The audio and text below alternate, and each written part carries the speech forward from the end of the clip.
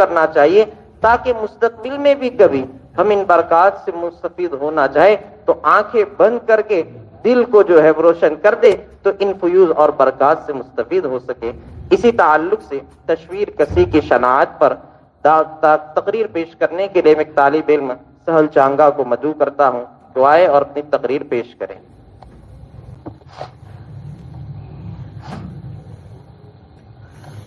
الحمد للہ وحدہ والصلاة والسلام على من لا نبي بعده أما بعد فقد قال الله تبارك وتعالى في كلامه المجيد والفرقان الحميد ولقد آتينا إبراهيم رشده من قبل وكنا به عالمين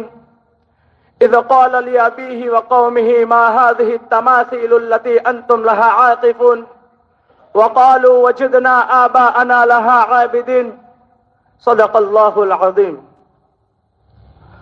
وقال النبي صلى الله عليه وسلم عن عبد الله بن مسعود رضي الله تعالى عنهما قال سمعت رسول الله صلى الله عليه وسلم يقول أشد الناس عذابا عند الله المصورون أو كما قال عليه الصلاة والسلام. میرے مشفق و مربی اساتذہ کرام، مہمانان خصوصی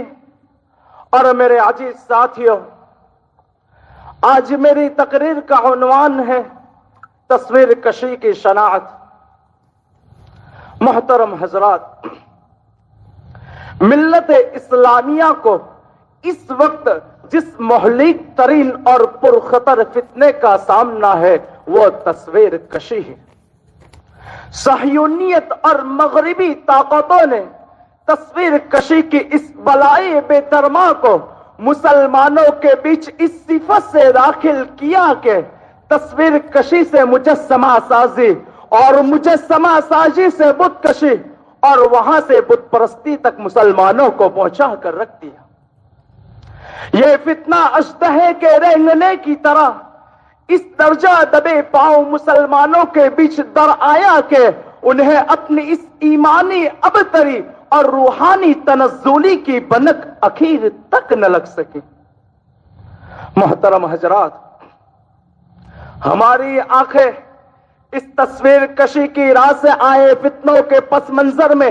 شاید آئندہ دنوں وہ منظر دیکھے جس کی پیشین گوئی صادق مصدوق صلی اللہ علیہ وسلم نے اس طرح فرمائی تھی کہ قیامت تب تک قائم نہیں ہوگی جب تک میرے امت کے قبائل مشرکین سے جا نہ ملے. کیا عرب، کیا عجم،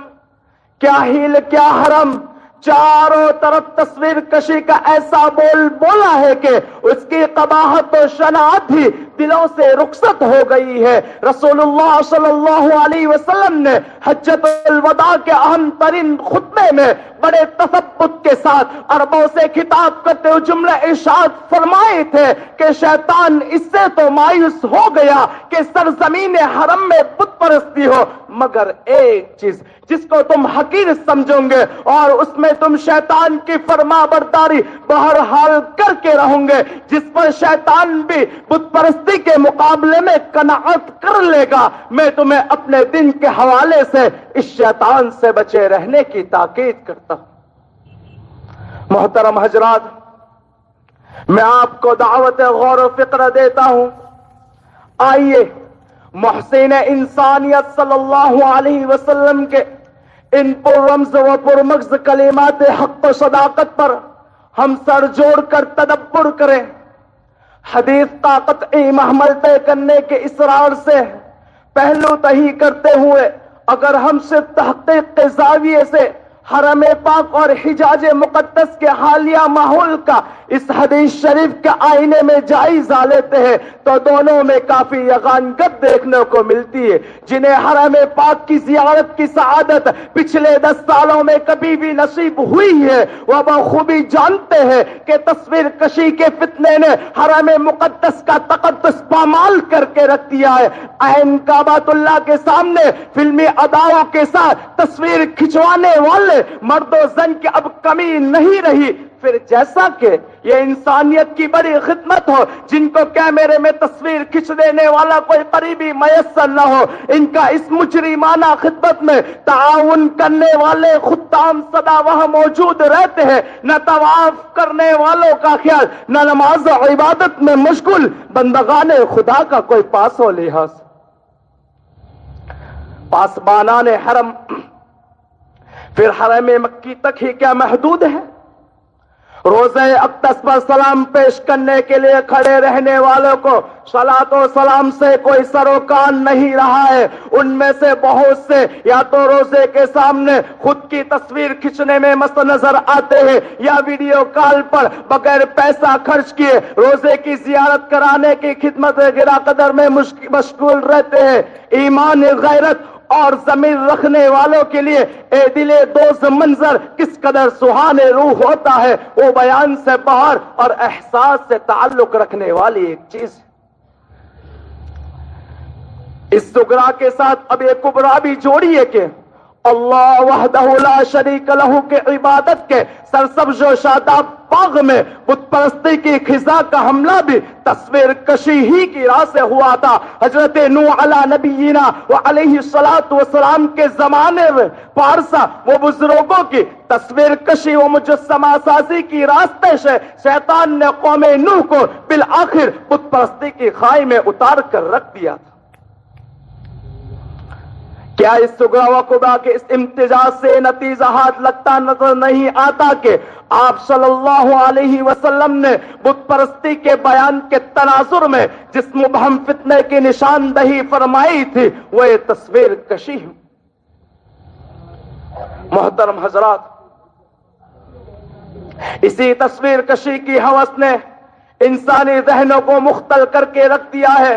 ہر جگہ اپنی نادر تصویر کھینچنے کا شوق، پھر ان متعدد تصویروں میں سے چند اچھی سمجھی جانے والی تصویروں کے انتخاب کا عمل، انہیں خاص افراد یا گروپ میں شیئر اور ارسال کرنے کا معمول انسانی حیات کا وافر وقت کھایا ہے۔ انسانی شوق کی بھی بلا کوئی انتہا ہے۔ ایک عرصے تک اس طرح کی تصویر کشی میں مبتلا رہنے کے بعد یہ شوق بھی اکتاہٹ کا باعث بننے لگا، تو اب ٹک ٹاک، انسٹاگرام اور سنیپ چیٹ کا نیا فندہ شروع کیا گیا، جس میں جذبہ تصویر سازی کی مزید تسکین کے لیے نت نئے انداز اپنائے گئے۔ انسان اس کے تحت خاص ادا میں مخصوص مناظر پر موجود ہونے کا سامنے والوں کو احساس دلاتے ہوئے اپنی ویڈیو تصویر تیار کر سکتا ہے۔ فلمی اداکاروں کے نقش قدم پر چلتے ہوئے بیک سائیڈ پر میوزک بجتے رہنے کے ساتھ اپنے چلنے پھرنے کی مختلف اداؤں کو اب وہ سامنے لا سکتا ہے۔ اب اس ٹک ٹاک، انسٹاگرام اور سنیپ چیٹ کے سہارے مسلمان نوجوان مردوں اور عورتوں کی تصویریں بے تحاشا شیئر کی جا رہی ہے۔ کہیے بے حیائی اور عریانی کا ایک امدتا سیلاب ہے جس نے بہت سے معزز گھرانوں تک کی مٹی پلٹ کر رکھ دی۔ محترم حضرات، اس پس منظر کے پیش نظر علماء امت کی بہت بڑی ذمہ داری ہے کہ وہ خود بھی تصویر کشی سے بالکل لیا کنارہ کش ہو جائے۔ آج سے 1450 سال قبل تصویر کے تعلق سے جو پرتنفر فضا اسلامی تعلیمات کی روشنی میں قائم کی گئی تھی اور بت پرستی کو بے نام و نشان گھاٹیوں میں پھینک دیا گیا تھا، آج ہم پھر سے ویسے ہی روحانی فضا اپنے اہل خانہ سے شروع کر کے چہاردغان عالم میں قائم کرے اور اس طرح اپنا فرض منصبی کو ادا کرے۔ محترم حضرات، چھوٹے بڑے کیمروں کی تصویریں، اس طرح کے دیگر ڈیجیٹل آلات سے کھینچے جانے والی تصویریں، ویڈیو شوٹنگ کے سہارے محفوظ کی گئی تصویریں، اخبار و رسائل میں مقصود بنا کر چھاپی جانے والی تصویریں، تھیٹروں اور سنیما گھروں میں دکھائی جانے والی تصویریں، دعوت ناموں، کپڑوں، اسکول بیگ اور روزمرہ استعمال کی دیگر چیزوں پر چھاپی جانے والی تصویریں، ہاں مجھے کہنے دیجئے ہمارے بچوں کے شریک خواب کا بننے والے ٹیڈی بیئر اور الابلا نام کے مجسمے سب کے سب شناعت و قباحت میں نیز ایمان پر گہری بری چھاپ چھوڑنے میں اس سے بھی چند قدم آگے بڑھے ہوئے۔ محترم حضرات، نیز دیگر جانی و مال قربانیوں کی طرح اس راہ میں ہم سب کو جذبات کی قربانی کے لیے ہم علماء امت ہی کو سب سے پہلے آگے آنا ہوگا. اللہ تبارک و تعالی ہم سب کو اس سے پرہیز کرنے کی توفیق عطا فرمائے. آمین. وآخر الدعوان